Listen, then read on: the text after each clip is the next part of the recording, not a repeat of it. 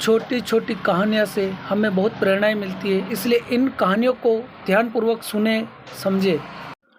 पुरातन काल की बात है।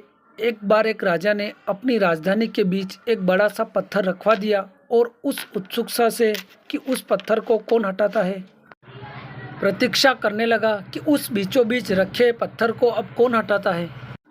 लोग उस पत्थर को देखते और आगे बढ़ जाते थे, अपने मन में अलग अलग विचार उत्पन्न करते थे कि ये पत्थर राजा क्यों नहीं हटवाता, इससे लोगों को परेशानियां होती है। और कुछ लोग तो राजा पर ही दोषारोपण करते थे कि राजा को इस पत्थर को तुरंत हटवाना चाहिए कि लोग सुविधापूर्वक आया जाया करें। उन्हें क्या पता कि ये पत्थर राजा ने ही रखवाया है। लेकिन कई समय तक किसी व्यक्ति ने उस पत्थर को हटाने का प्रयत्न नहीं किया। कई समय तक वो पत्थर उसी जगह उस रास्ते के बीचों बीच पड़ा रहा। इधर से उधर साइड होके निकलते रहते थे, लेकिन उस पत्थर की ओर ध्यान नहीं देते थे। जिन लोगों को परेशानियां काफ़ी होती थी वो लोग राजा पर ही दोषारोपण करते थे कि ये यहाँ का राजा है और वो ध्यान नहीं लगाता है कि रास्ते में ऐसा पत्थर पड़ा है तो इसको हटाए।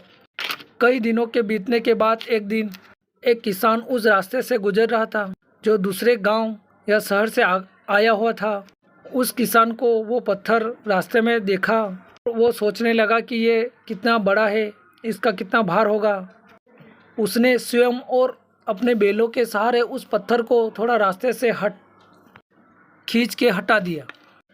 जब वो किसान उस जगह जहाँ पर पत्थर रखा था वापस आया तो उसने देखा कि उस पत्थर के बीचों बीच एक बॉक्स पड़ा है, जिसमें उसने जब खोला तो उसे सोने के सिक्के जेवर मिले। साथ ही राजा का एक पत्र था जिसमें लिखा था कि ये पत्थर हटाने वाले का पारितोषिक है, यानी कि उसका इनाम है, इसे मेरी ओर से स्वीकार किया जाए।